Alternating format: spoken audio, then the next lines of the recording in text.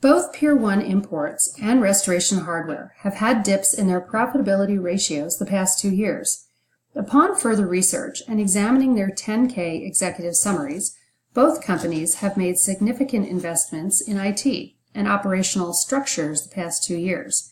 This could explain why organizational profits are lower than in years past, because the companies have been focused on internal improvements that will then in turn, ideally, improve their customer experience and profitability.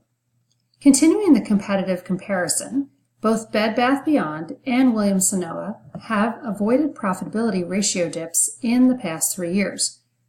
The reason this is potentially interesting is because Bed Bath & Beyond is currently undergoing IT and operational structural changes, which will likely cause a profit dip by the end of year and in 2018 as internal systems align with the new upgrades.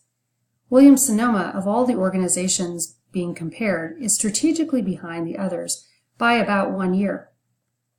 Their 10K executive summaries confirm that customer service through digital and retail channels is a priority, and they plan to implement IT changes also after researching what strategic shifts need to be accomplished.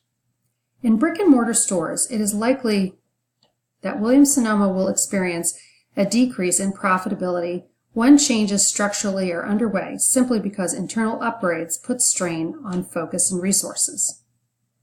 In 2016, each of the above organizations had a similar leverage ratio. Leverage ratios are a critical measure because they are used as one of several financial measurements when companies are requesting third-party loans or investments of some kind.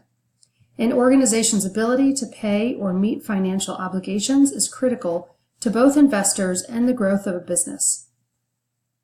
Traditionally, 0.05 or less is ideal for most businesses, putting them all in a good place in 2016. However, currently, Bed Bath & Beyond has experienced a slight decrease in their leverage ratio, while Williams-Sonoma has increased their leverage ratio by almost 0.4, which could be an indicator of financial issues. A comparison of the liquidity quick ratio shows us that Pier 1 and Williams-Sonoma sit highest of the 4 companies, and the higher the quick ratio, the better the company's liquidity position.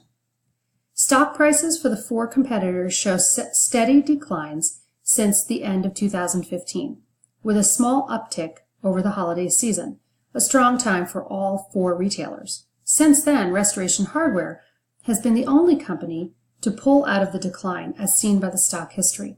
One could wonder if perhaps the large IT investments made 2 years ago are now showing return on the investment with greater reach to customers. So the key problem we believe affects the whole entire home decor industry is the digital versus online shopping experience. Most entrepreneurial spirited small home businesses are available to everyday consumers now than ever before. These small businesses have generated over 65% of new jobs since 1995, net. Added to that, over 543,000 new businesses launch each month and drive $990 billion in revenue annually. Pier 1 is facing an evolution in the world consumer market, which is evident from their investment in 2016 to upgrade IT and customer integrated systems, including their website. While those tactics are important, Pier 1 saw an overall drop in retail sales of 3.9% between 2016 and 2017, even with a net 14 brick-and-mortar store reduction. They might continue to see a decrease in brick-and-mortar sales with so many unique new small businesses and competitors offering similar products online. In December 2015, Pier 1 was quoted saying that improved brick-and-mortar business is key, but it has continued to decline while their online business grew by 16% and 20% respectively over the past 2 years, showing a different trend.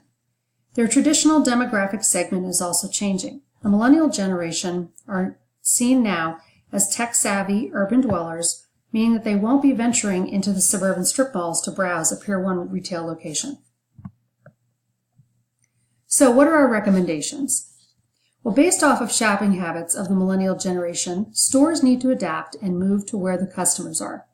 The millennial generation is the largest since the baby boomers, yet the biggest difference is that millennials tend to live in more urban settings. As stated, if Pier 1 is to cater to this generation of customers at the brick and mortar level, then they need to rethink their placements and footprint of stores for better accessibility. If millennials are the next generation of purchasers, then Pier 1 needs to also evaluate the demographics of where their purchasers live. Right now, St. Louis, Detroit, Pittsburgh, and Cleveland outperform their outlying suburban areas in their attraction and concentration of educated millennials. And yet, when you look at where the stores are located, these four cities and states represent only 12% of the total brick and mortar stores that Pier 1 currently has, roughly 113 out of the 941 total U.S. stores. If Pier 1 is to stay current, ahead of their 55-year-old history, then they need to move quickly to stay in line with the demographics of their up-and-coming customers too.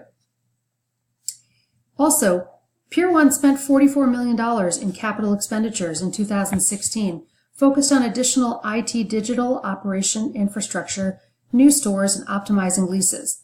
These expenses paralleled store closures, which sends an interesting signal from the organization that while they're willing to invest in physical stores, they have other sites not turning enough profit to remain open. A clear focus from statements made by leaders in Pier 1 Imports' 10K statement is a unified operations infrastructure is strategically vital for the organization moving forward.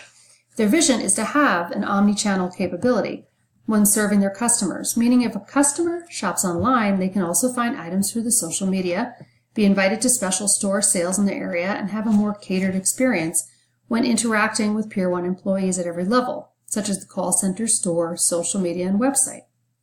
Pier 1 needs to not only ensure IT operational integration across vital customer-facing channels, as their 2016 investment reflects, but also ensure their frontline customer-facing employees are prepared for the level of service the organization has invested in.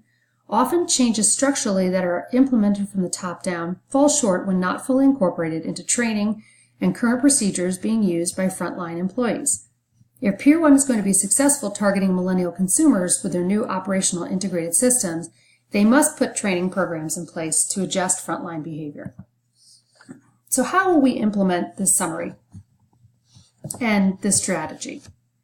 Well, if Pier 1's vision is to have an omni-channel capability when serving their customers, then the time is now to begin testing with the demographic segment that will be key to ensuring Pier 1 lasts another 55 years. This begins with continuing to enhance the digital retail experience.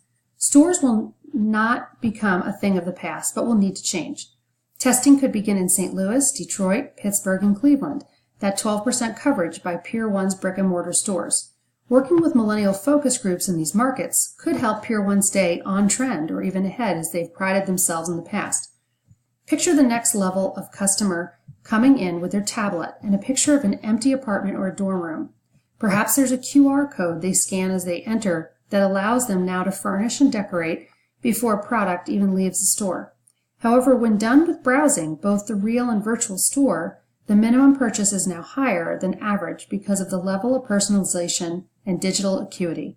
This could be the next step in the world of home decor and furnishings in Pier 1.